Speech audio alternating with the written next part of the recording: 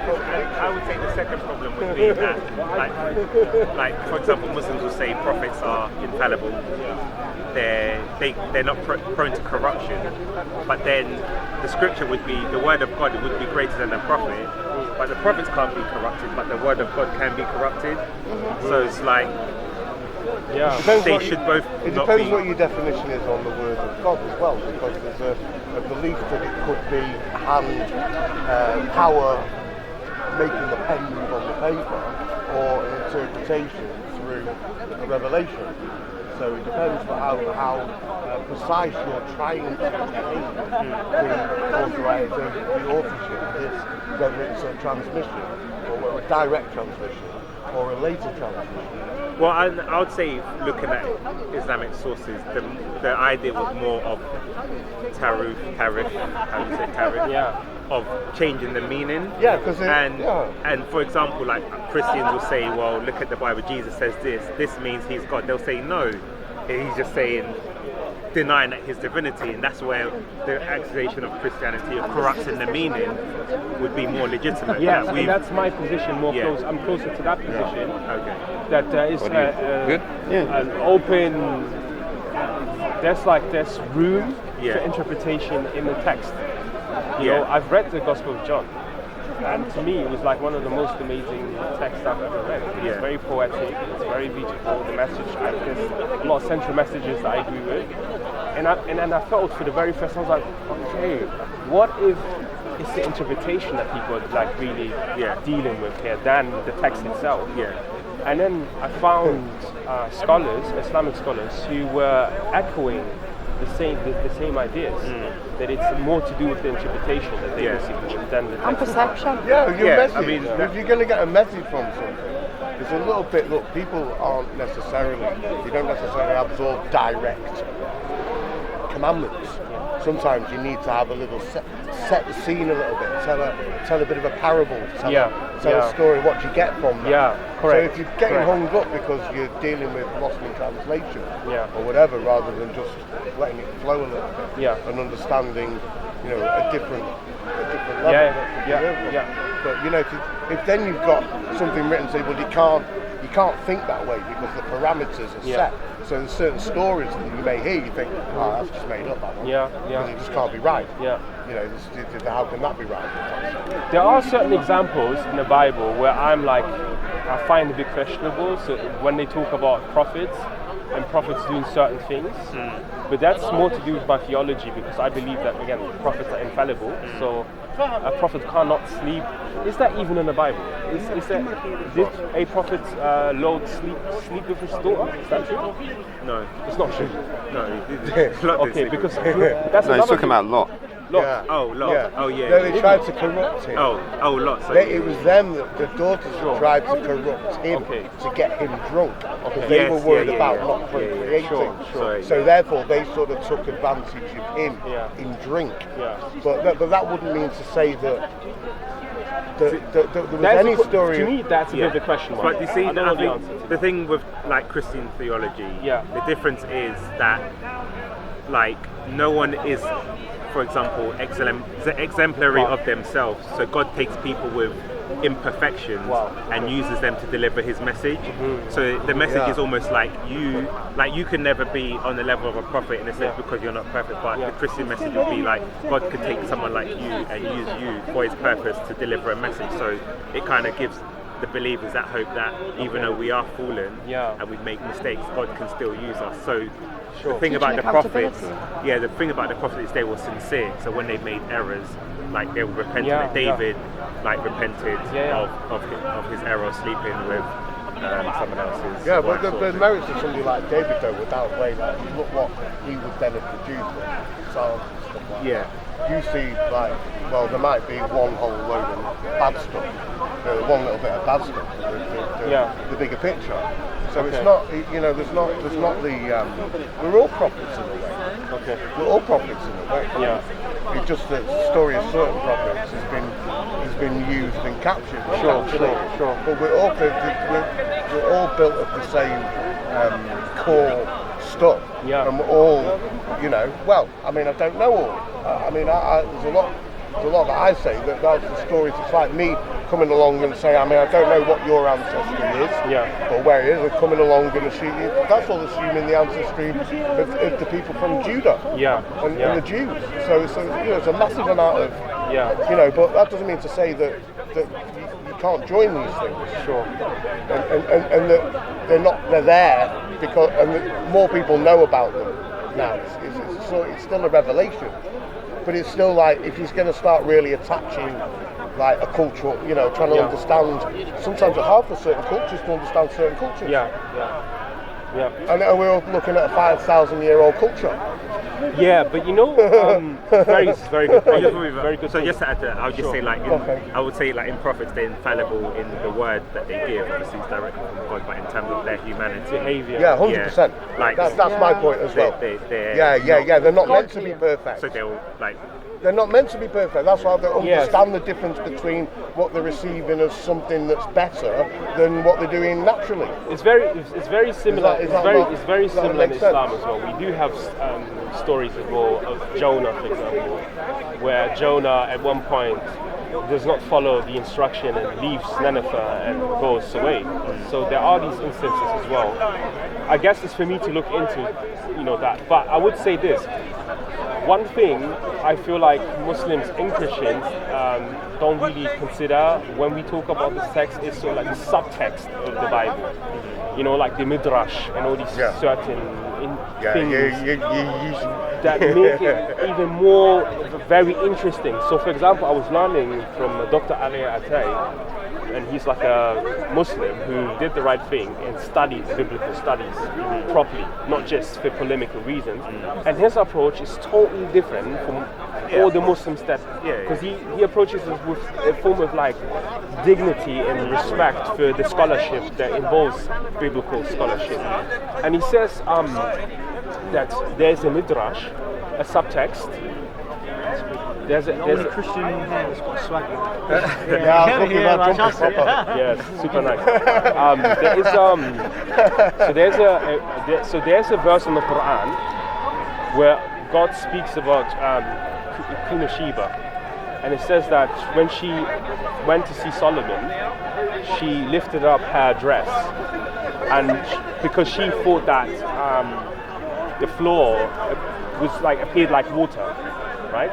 She describes it. And then when she came into the palace, she lifted up her dress. And then Dr. Ali Atay says that this seems like a direct response to a midrash that was going about in 6th or 7th century, that there was an accusation that Queen Sheba was the queen of the demons and she had huge flag. Okay. So he's saying the Quran is directly responding to when she lifted up her dress. Sorry, in the Quran? It's in the Quran. So that's what the Quran sometimes does. It answers particular accusations that are perhaps not in the Bible, but in the Midrash you find a lot of that stuff. Where they accuse Solomon of magic and stuff like that. So I feel like that makes it more comprehensive when you deal with it. You don't necessarily have to agree with it, but I feel like it makes it more comprehensive and more contextual. Yeah, I would probably agree with that, and especially in the Quran where it says they write the scripture and say this is from God. Yeah. So obviously, as Christians, we would reject the Talmud and the Midrash. Yeah. And they'll say that's the oral tradition, whereas we would say, well, Christ, there is truth in the oral tradition, but a lot of it has been distorted as well. So I would say, in terms of my view would be that's what the Quran is addressing. That's what the Quran is addressing. It's not addressing. So it kind of goes with what you're saying, where there's accusations. So that was sort of my research when I was starting to get into it, and I was like, because people keep saying, the Bible's corrupted. The Bible's corrupt. I was like, well, what does that actually mean? The Bible's corrupt. What do you mean? The text is corrupt? What do you mean? Well, I don't think the word corruption in that thing. People only understand it since about 2004 when they were buying data, and we got DOS corrupt. Yeah. They knew what the word corruption was. They knew what the word corruption was. It's just a new smear. Well, that's what I'm saying, and I think if you think about it logically, it's the whole purpose of corrupting something is to suit your beliefs. Yeah. So, for example, like Shia have different hadiths from Sunnis. It supports their beliefs, whereas they'll say, you know, they'll maybe accept some, but some will accept yours. So, if the Christians believe that Jesus was God or in the Trinity, you would adjust the text, or just add in one verse where Jesus said, "I'm God, worship me." Those are the things that you'll do to, like, kind of reinforce your religion. Not spend years debating whether what this meant or what that meant. Sometimes it's like a way, but that's an idea that must have been running for like 1400 years. Oh, you corrupt this, so it's easy to say that about everybody. It's easy to say everybody, they're corrupt. But the question is, and I've read this once, and I wasn't able to verify it, and I ran it through hijab, and I said it to him, and he was like, well, I don't know about this, but apparently the first person to have come up with the idea of like the biblical text being corrupt was apparently Ibn Hazm. Apparently before him, no one... How long ago is this? This is like almost 600 years after the Prophet. Okay, yes. Yeah. Because he was the comparative guy. It's understandable. It's understandable. So the early Muslims weren't even saying that. It's a byproduct of grading things and saying, look, what we're going to do is we'll filter stuff out. And then obviously you've got a way to understand what you've pushed to one side. And like, right, okay, well, so it breeds one, so you don't see it through. Sorry, tactically, you have to see these things through. Otherwise, they just manifest themselves, and then you find you're accusing whatever. But it must be the way it is because there was. By the way, are you a Bible scholar? Yeah, pretty much. I study a lot. I like a lot of all the books. You've got to study all the books. Yeah. I know you do a PhD. You've got to study all the books. No, I'm not doing a PhD. No, I've not done any type of advanced biblical studies. It's more like self. Or maybe it was the other guy. But yeah, it's true. It's the other guy, Josh. But I study it as opposed to not from a belief side of things, but as an understanding of the belief of other people at a basic level. And then from everything you can filter down there. And you can say, right, okay, I can see where the Venn diagrams, I can see where the similarities are and where the differences differences begin. But well, that's probably because you've got nobody forcing you to look at it from another angle. I believe that's to do with guy. me. You're a lucky guy. You've not got somebody forcing you to. I agree. To say the perspective and paradigm is the right one. Yeah, I believe it's me being previously culturally Christian. Okay. So I'm more elastic when it comes to accepting certain things that a lot of Muslims wouldn't accept because of like egotistical reasons more than to do with theological reasons. Because I was able to be more open to ideas. Wait till you get older. Because that's one thing I do find is that it's very, very much egotistical. Very much egotistical, a lot of the sort of preachings and... I mean, in Speaker's Corner, yes. No, but I mean... Okay. No, could I just say, because especially when you look at academic debates, they won't bring up half the points they do here, because it's like, with academia, there's more of a consistency in the criteria of what you're trying to make, whereas here, they might say something that actually kind of, like, you know, for example, like the crucifixion. So like Muslims will say, well, it didn't happen, and whatever excuse. But like if you watch Shabir Ali, he will try and appeal to established academic,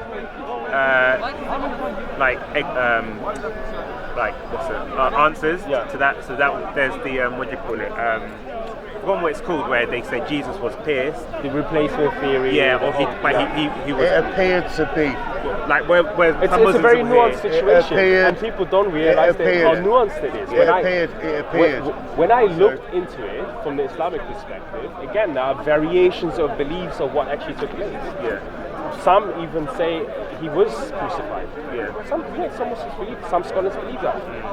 And I feel like she's right in the sense that there are popular beliefs amongst Muslims sometimes, and that's popular beliefs about anything really, right? And how they view Christianity, and I don't think it's always justified. I think there's two beliefs. Sorry to interrupt. I think there's two beliefs. Maybe three or four different beliefs. about the crucifixion. There's nothing clear. There's nothing clear, no concrete. And then it'll go to political persuasion. And then it'll boil down to what would Muhammad have done. And then, but what funny because so there's 3 or 4 different angles. But like, hard to cover, hard to know which one to cover. Yeah. So if you look at it from the outside as a non-Muslim, the thing that you're dealing with is you're dealing with post-coloniality of a particular region, the Middle East and Africa, that at one point was very autonomous. You know, they had their own power bases. A lot of the Arab countries were under the Ottomans. So there was a sense of like strength in autonomy. And then the English come in and the French come in. And that has an influence on the viewpoint on how you look at the world, you know. Are you saying there was already an imperialism there before the British came? No, I am saying that all these events had an impact on how Islamic intellectual discourse. Yeah, because they were coming to different parts of the world.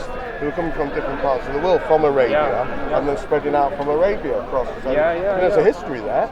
So there's a history and a local thing. It'd be either combined, or even if you look at the Egyptian scholars, for example, a lot of the modernists, Muhammad Abdul, Jamal Afghani, who was Iranian, they grapple with the idea of modernity. And they say, well, look, we are a very ancient tradition.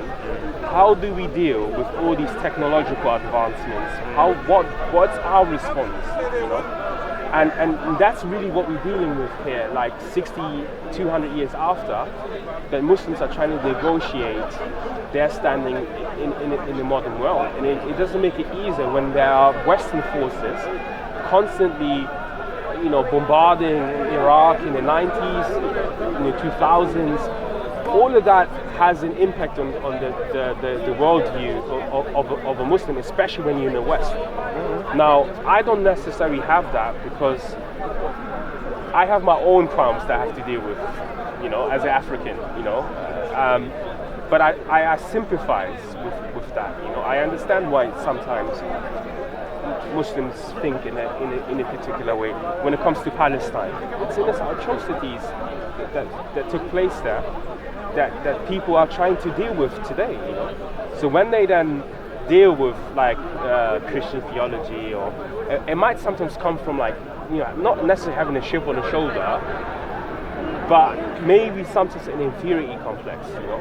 Yeah, because I don't understand. I never understand why there is so much hatred put on to other people that are of not the same faith. At the end of the day, wait a second. Yeah, so. At the end of the day, right, as we stand here, like all people of faith in some way or form, whatever faith it is, we all believe in the same thing, that there is a higher being and a higher power than ourselves. Why divide that with such hatred is something I just don't understand. Why hate people who basically want peace? But I just explained to you a very complex history where it's not that.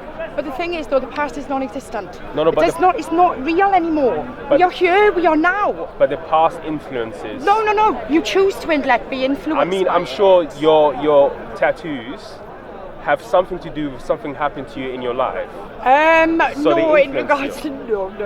That's you're obviously making a perception of what might happen. I'm making an assumption, but I would which say a lot of people do. Yeah. You know what I mean? It's a big, massive assumption to make. It's got a completely different what thing. I'm asking. It's a completely. You can't. It's like comparing apple with oranges. No, I'm saying that the past influences the present. I got you. The thing is I understand that. No, I've got you. We've got people. We've got that people are affected by.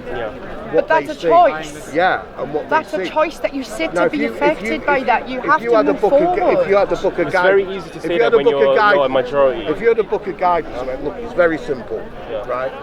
Love thy neighbour. Stop killing each other. Yeah. Respect each other a bit. Stop trying to get what you stop your jealousy. Stop your jealousy. Keep your thing in your pocket like that. You'd think, well, hold on a second. That sounds a little bit better than. But the majority, we can agree right now here that the majority of Muslims in this country do. I don't want to generalise. I would rather majority not. Muslims are kind. Do you know what? I would rather not. People. I would rather not speak about people. I'd rather speak about ideologies. Sure, we can do that. I think that the only caveat I would throw out with that was if we lived in a caliphate, how would we be treated? Because mate, I know, you know at how the we'd be moment, treated. I agree with what you're saying. I know how we'd but be I feel like, you see, Well, I don't even know, I'd like, probably for change example, I feel like when you look at history, and if sometimes you have like good leaders, sometimes you have overzealous leaders. Yeah. But I feel like the people who seem good wouldn't speak up against a overzealous leader if you were in a caliphate and mistreating people as well. They would, you know what I mean? But there's a lot of like, obviously we talk about hypotheticals now, right? We're saying, how would the caliphate, khilafah look now? No, how would it look like? I don't know. Or if we're under the Sharia, like, you don't know. I don't know. You don't know. But You don't know. I don't know. You don't know. I don't know. Close your eyes. Close your eyes. No. Right. Do a thought experiment. No, we mustn't simplify stuff. If you look at history, we have examples. Yeah. So we can look at history. Yeah. There was a khilafah. There was Christians underneath. There was Jewish underneath. Yeah. Sometimes, like you were saying, there are situations that were very bad. But then there's also very excellent examples. You know. Why should anybody be under anybody? Just explain that one. What do you mean? Why should anybody be underneath anybody? You're underneath someone right now as you speak. Like for example, You think? Am I underneath? The British Crown. Am I? The Parliament. And just an example, like for example, if they've not got hold of me, they haven't got me. Afghanistan or ISIS or whatever. Why are you using ISIS? But let me just make my point. Because what I'm trying to say is, if let's say you were in a caliphate and you had a good leader, but then someone came in that was more closer to them, would people like the Muslims be demonstrating against them to say, oh, no, this is wrong, or would they be like, okay, this is depends on their credentials. Most certainly. It depends on their credentials. You know that the majority of victims to ISIS are Muslims themselves. Yeah. You know? Yeah, it's Muslims. It's not any other people. It's the Muslims who fight, speak against them. Terrible. I have friends that have death threats by ISIS, Muslims, you know. So I think what we have to do with the conversation is not to look for faults, it's to look at how we can coexist. Which is what the question I asked about the hatred. Yeah. Which was. But when you say hatred, are you saying hatred from Muslims, or are you saying? No, from everywhere. Everyone. From every single part of religion, organised religion, there is hatred for another. Okay. I don't understand when, at the end of the day, the bottom line is we believe that there is a greater, higher power than what we are. It's a valid question. I'll tell you what I see. You're all holding getting to heaven. Just to add what and you all think you're getting a trip to heaven. And just to add to what I said, just to make it a bit more give a bit more clarification. For example, Muhammad Hijab would say that he believes, I think apostates being expelled from the country rather than like being executed. Yeah. So it would be a case of, his argument would be, well, if you're in an Islamic state, then abide by the rules. But then, if you look at, say, the Uyghur in China, Muslims will remonstrate against that, but they're not saying, well, this is what the Chinese authorities are doing, so therefore I agree. So it seems like a bit of a double standard. Yeah. You know what I would say is this, is that, and all due respect to hijab, obviously he's his own man, he has his own ideas, and he thinks about certain things in a particular way. But to me, to this day, I have not seen anyone serious painting a picture on what it would look like to have an Islamic state in the 21st century, what that would be. Like, how would you, like, the international laws, okay, how do you manage, like, the geography, how do you manage the alliances that are pre-existing alliances? All these are state-shaped. I know what's Dubai doing. How does Dubai operate? Dubai, with that'll probably be a model they went to. Very international. They probably go to a model like Dubai. Yeah. So I don't know how. You know what you're getting into if you go into it. You know, it's like saying me doing a hypothesis of like what you would react as a prime minister. I don't know. You know what I mean? There's this very good book, if you guys are interested in stuff. It's called The Impossible State by Wali al-Haq, and he discusses the situation that there are certain beliefs about how states should be run that are very obsolete and would not be able to keep up with the modern way on how stateship works. You know, we have this in the 50s with the Arab nationalism. They were trying to rally Islamic territory around Arab people. of Arab identity. Old school. You know, and it didn't work. It just simply didn't work. You know, there was crowns between each other. So it's international.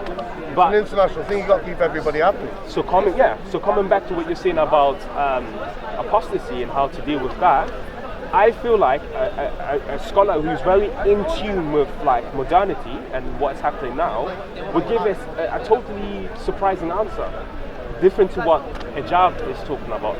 Because I mean, hijab can understand something that is a theory in a book, but then practicality, how that's applied into real life is that not the idea of providing a book? No. Is that not the idea of providing a book? Like legal scholars, right? A legal scholar, they go to precedent. No, but you know, so like you've got precedent. No, but you know, legal scholars, they, you know, when they come up with laws, they might be already in theory in some books, but then to pass the law, then the discussion happens in Parliament, whatever. I think it's all been done. What do you mean? There's a system in place, isn't there? No, but there are constantly new laws that come up. Yeah, but and the judges take care of it. It's already in place. Yeah, but there are discussions around and considerations around many things. So it's not just you can sit in your house while on YouTube and be like, oh, if there's an Islamist. So it's quite scary then that laws can come into power that are hundreds and hundreds of years old and effective today. No, you can't make those effective today. You can't make them effective today. But they could. That's what he's saying. You can't make them effective. But there are certain truths. There are certain truths. Yeah, but you can't make them effective today. They won't work. I hear that, but there are certain truths that are still true from 100 years ago. They didn't change much, you know. No, but time has, and we have, and evolution has happened. So therefore, we are in a different time and space. Like I said, history. We can look at it and we can learn from it.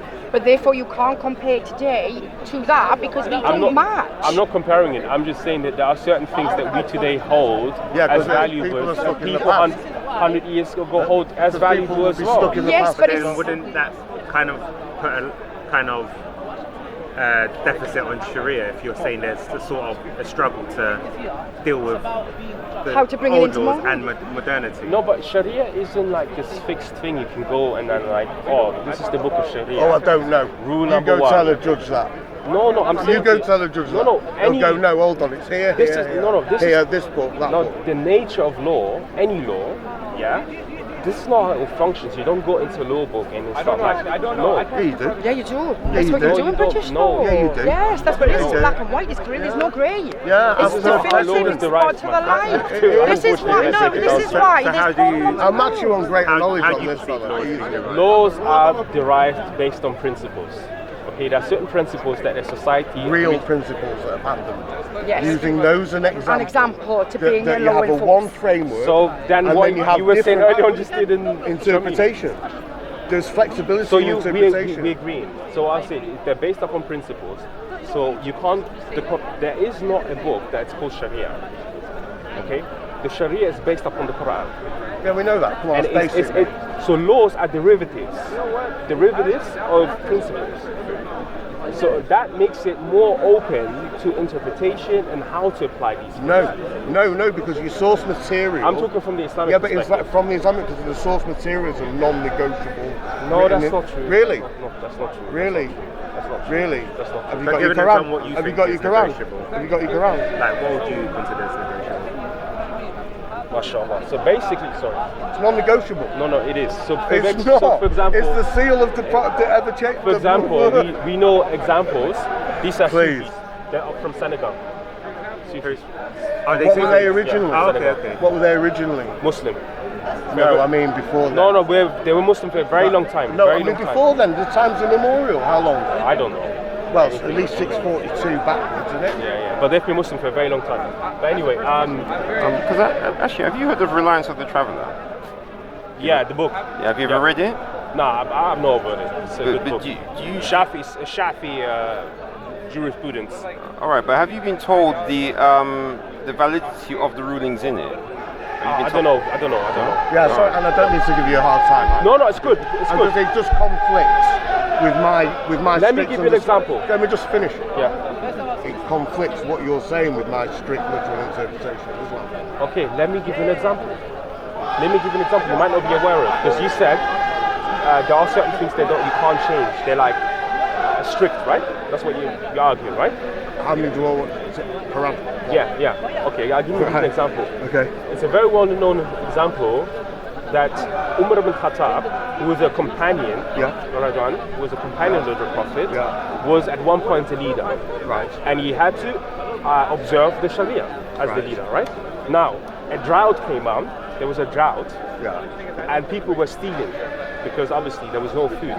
Now, in the Sharia, that if you steal a particular amount of goods that don't belong to you, then the punishment is to cut off your hands. Unless? What do you mean unless? So there's a parameter. Right, first of all, there's a rule for believers and not believers. Punishment. No, but we just... Different punishments. So why are we doing this? Why can't we just stick to a Because you give me point? half an answer. No, I'm not giving you half an answer. You give me half a story. No, let me half an land. answer. Your argument was that there is no mitigating. No, what I'm saying to you, you're only giving half a story. That's what I'm saying. No, you said before that, I'm answering you. You said before that there is no mitigation in Islamic law. I never said mitigation. No, mitigation meaning there's no change. No, mitigation is explanation for the reason for offending. No, that's what mitigation means when they... No. Mitigation means explanation. Do you want to get the definition of mitigation? Yeah, go on. And I'll give you I'll get an A+. Mitigation is explanation. It's like mitigating circumstances is when you... For the behaviour. Litigation is Let me speak. Let me double check. Yeah, mitigation also means to negotiate. No, it doesn't. Negotiate means Yes, to it does mean negotiate. that. Mitigate can also mean to lessen. Also, mitigate so we can both mean right. Mitigate can mean lessen. Yeah, it needs to. The action of reducing severity, seriousness, or painfulness of something. The action of reducing. No, but mitigation and law means something else. Yeah, mitigation circumstances means you got it means to negotiate. No, it doesn't, mate. Something that causes you to judge a crime to be less serious or to make a punishment less severe. Severe, and that's what I'm talking about. Did you use the word lessen? No, that's what I'm trying to... No, hold on. That's what I'm saying. I'm talking about mitigation here. Carry on, relax. First of all, relax. Because Umar ibn Khattab, there was a punishment, he allowed stealing, which is mitigation. There was a punishment for stealing, and he said that because of the drought, that punishment does not apply. That's clear mitigation. That's suspense of a law that is written. You can do that to save a life. Yes, but that's held in the power. That's held in the power. That's held in the power of your leader's hands, isn't it? It's not held a power that's held by every single person. So therefore, So therefore, hang on, Dave. The analogy's wrong. No, but what you said, I just you understand. It might help him. It might help him, but he knows me. Yeah, exactly. No, you remember? I just responded to them. They were saying very, very confident. I'm not Let's a rewind. Let's rewind. Let's rewind. Stop pointing at me, mate. Okay. Let's rewind. Okay. It's all good, isn't it? Yeah, of course. You earlier were telling me to relax. You're telling me to relax. I ignored that. I said I don't bother about people. I ignored ideologies. You know. So you're getting upset? No. You don't have to tell me to calm down. It's all good. Yeah, right? Let's continue anyway. It's all good. But all I was saying is that earlier, again, I don't want to point to him. You were saying that you can't change laws. Okay. I just gave you an example that you can. Okay. Depending on for the time frame, depending on the circumstances, depending on the leader who is over. There's things you can't change, which are corrupt, which are true. And then you told me about something to do with. No, but we're talking about apostasy laws. So we clearly talk about it's going to be hard. That's what we're saying. No, but we talk. Okay, but I was kind of having a conversation with you anyway. Right, well, I'll back out, mate. I think it's more productive this way. But are you saying? So he's saying. So do you disagree with what he's saying in terms of? No, I like people to give a full and open, honest explanation, rather than just tell the story which I could contradict in 2 seconds. So what would you say your view is on what he says in terms of what's in the flexibility or inflexibility of the law based on the Quran? Well, we can see it's inflexible. Okay. Huh? What? I'm waiting for the example. I don't need to give an example. I'm standing on my truth. It's inflexible. 2 words. Can't be more blatant than that. But then would people say that is like a type of bid'ah in terms of if there is that evolution in sort of application? Bid'ah is something else. We're talking about law here. Yeah. We're talking about law. You mentioned Sharia law. Yeah. And I said to you that given the circumstances we're in the 21st century, a scholar would look at that situation and assess it based upon the this is a principle in fiqh. The asl, the origin and the time that you're in, goes into the making of the law. And this is not something that's just exclusive to Islam. This is what happens in this country and the Supreme Court in other countries. When you make laws, you put things into consideration, put context into consideration. And that's the point I was trying to make. But I feel your point is more fixed than what he's saying. There's more flexibility, and you're saying there's more fixed and established. Yeah. I like to use one word. One word. Yeah. You know, I'll say what I mean. Yeah, because like for example, I'm just trying to think about some I do apologise if I came across some of the conversations. Don't worry, as I said, I've got very thick skin. I think some of the conversations maybe I can have it on anything. You take your position. I appreciate that. You take your position, and that's you. Yeah, and also I do apologise if I came across. Oh, sorry. Because I'm enjoying this conversation. Yeah, the thing is, it's thought-provoking, isn't it? Yeah. Listen, it is, you know, it's going to get heated. Because at the end of the day, we've all got different opinions. So we're all going to want our opinion to be right. Sure.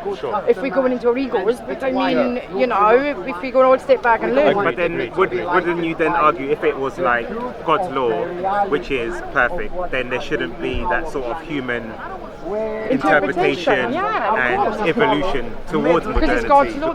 This is my understanding. It should be. So that's why It should be so that's why I think his point comes in terms it should be more fixed. But like, how can you have a fixed law when the world is dynamic and life is very dynamic? But that's what the laws are now. I mean, this is what's happening in America. The fact that there was a law put in place, okay, which they made an amendment to, and have now reversed the amendment to go back to the original law because that stands more than the amendment.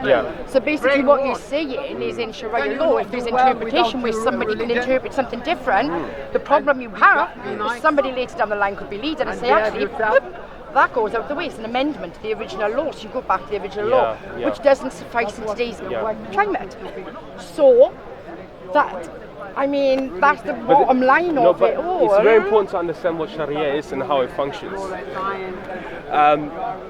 What I was trying to explain is that there are certain maxims in the Quran that Allah places and ideals that Allah places, you know, and prohibitions. Can I ask you a question there? Certain prohibitions for believers and non-believers, aren't there? No, specifically for believers. Specifically for believers. For and therefore by default, there's rules for non-believers. And there's also in the list of punishments. There are certain ways. There's also in the list of punishments that are different for believers and non-believers. For example, you cannot punish someone for drinking alcohol. Yeah, I know. I can picture the chart. I know what the punishments are for individual things as to how they affect. No, but the Quran obviously addresses Muslims, especially when it comes to prohibitions. When it addresses Muslims, it has nothing to do with non-Muslims. Yeah, a lot. So how would that then, like Beno, you're talking about the reason you put up for why it would be difficult to introduce that, you know, the certain more flexible way, is because people are worried about the way that the white man came and colonized. We don't have Islam 200 years gap. You know, sort of like introduce like new sort. The beginning of Islam. I mean, what came first, the chicken or the egg? And now whatever you try who was the first? this man. Who was the first real imperial army to come through those lines? I think you're moving the goalpost a bit. Well, no, I'm just saying this is why I just wanted to say that you can preach to me all you like about the rule, but I understand the rule and the history of that rule and how rule it comes to make. So. All I'm saying I'm out, is mate. I'm out. That's fine. All I'm saying, thank you. All I'm saying is elasticity when it comes to law and lawmaking, and also that depending on the beliefs of the person who's at the top.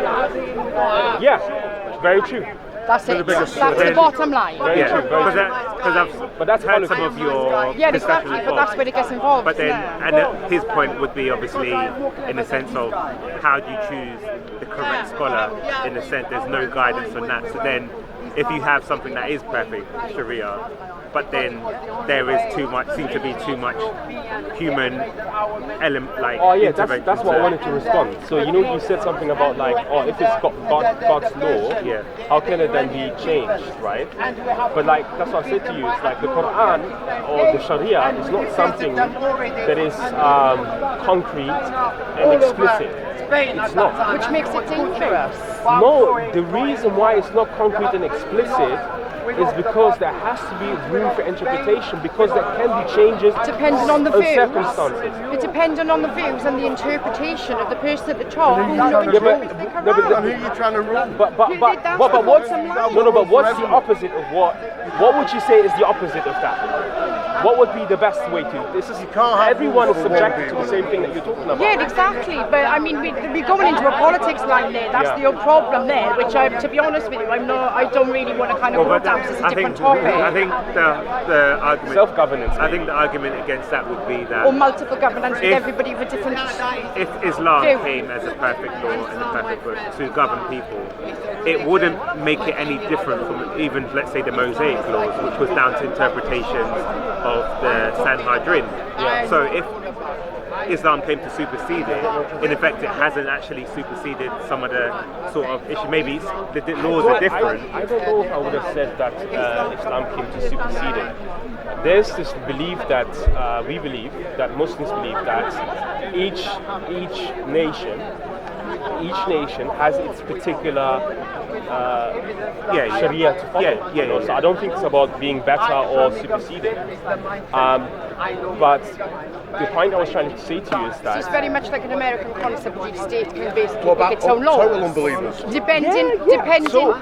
Depending on religious belief level, Yeah. it depends on how lenient or extreme the laws are. That's my point. Yeah. That's my So, point. No equality. so this is what he was saying. So there's no You know, consistency across the There's no board. equality. well, there is, but so How is there consistency if two separate states run two different laws? no, well, it wouldn't be two different laws. It would just be exemptions or But that interpretations makes on it two how different laws because there's two different the, interpretations. the source is still the same. So I mean, we look at America at the moment as an example, Yeah. okay, with the law at the moment, with pro-life and being able to have a woman freedom over the choice of her own body. Yeah. You look at those examples, that's two different states Yeah. where they've got two different religious views with different interpretations of the Yeah. same book. yeah.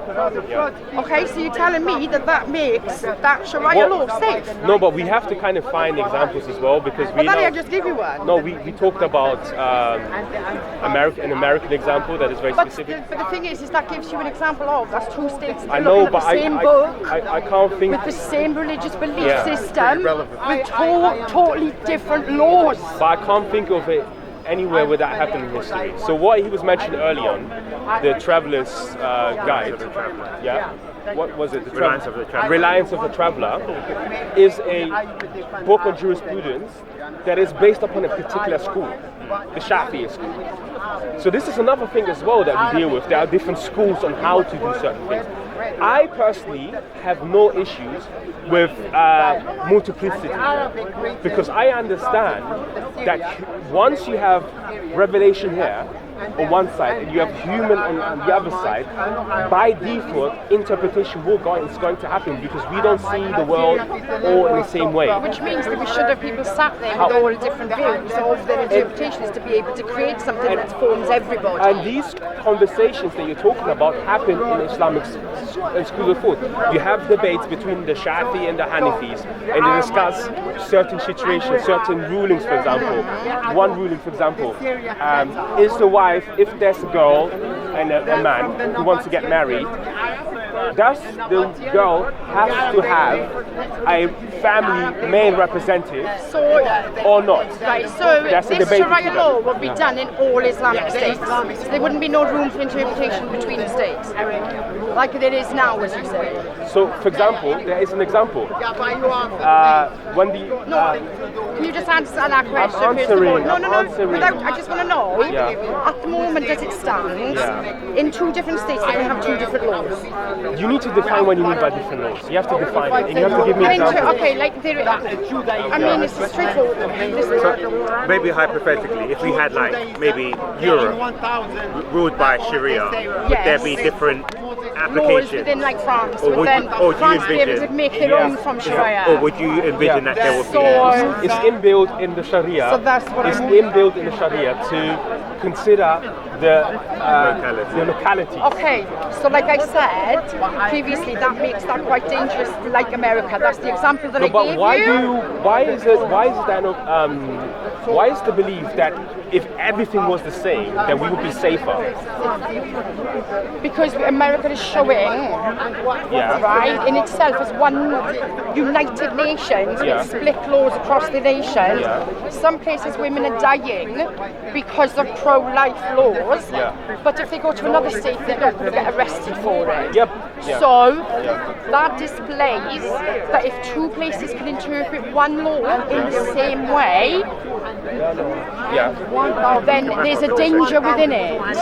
No, but imagine this. Imagine the flip side now of, because you're thinking about everyone being on the same side would be good. Now imagine every single state in America had to believe that the woman has no right over her body. However, imagine this. Yeah, imagine that. Wait, imagine this. That every woman in the world had a right and autonomy over her own body. Yeah, but imagine that. Hold on. But the flip side is also true. The flip side is also true. I mean, so you're telling me there's more of a positive to the flip side than women having autonomy? No, because it happened. That's basically fascism. You're talking about fascism there. There has been places. It is. There has been places in the world where there was one leader, one law, and everyone has to abide by it. I don't want that. That's we're talking about politics. That's a different subject entirely. Okay? No, I'm not going down that. I'm not. What I'm saying is the danger that withholds in that interpretation is dependent upon the person's views that is at the top in that region. That's what I'm saying, isn't it? Yeah, but I mean, I think his point is there's 2 sides. So, and this is kind of the point that I made about the Khalifa, where if you have a good ruler, then it's good for everyone. But on the flip side, which you're saying is, if there was a bad lead, then everyone's punished. That's what I mean. It's because there's no solidity in solidarity in the law itself, and because it can be interpreted in that way, therefore that doesn't really kind of make it any safety for anybody. No, but when you say interpretation as well, again, I'm telling you, we're talking about highly complex things here. When you say interpretation, your thing is that, anyone can just Are you making assumptions about my line of thinking? No, I'm saying that because on how the conversations are going, because I am assuming that you're saying when interpretation comes to play, it's that anyone, any Tom, Dick and Harry can just go to the text and make it up according No, I to the didn't way. say that. No, but it comes across like No, that. I didn't. I said the leader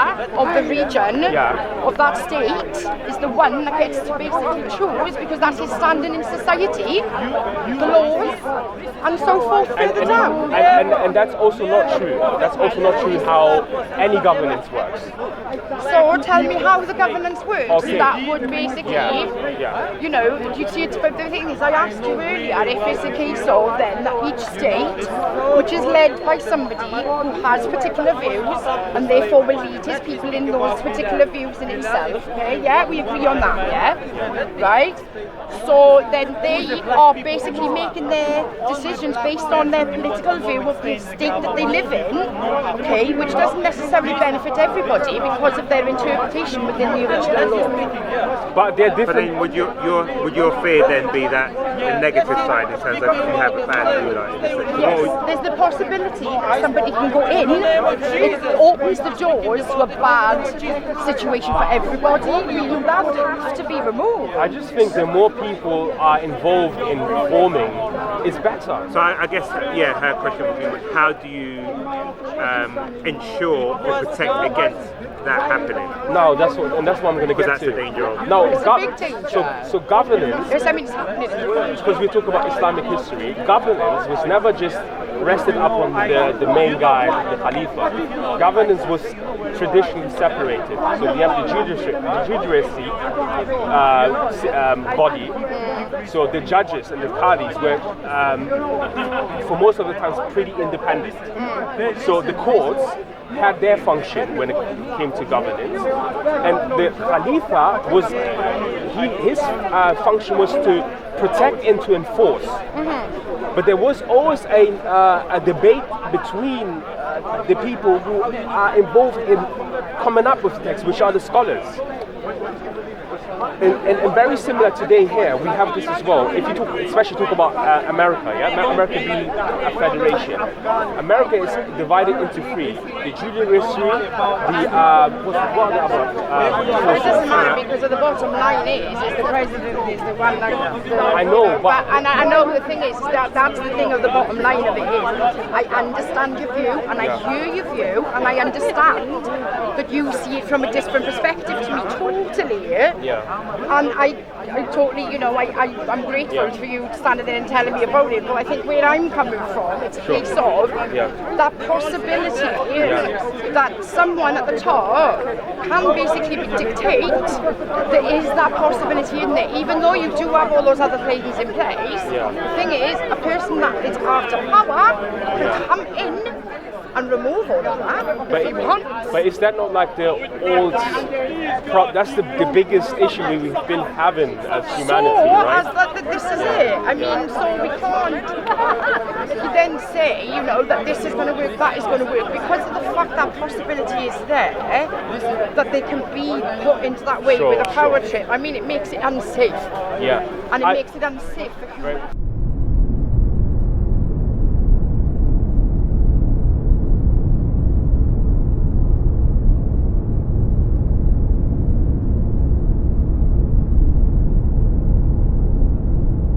Israelites will return to take down Islam.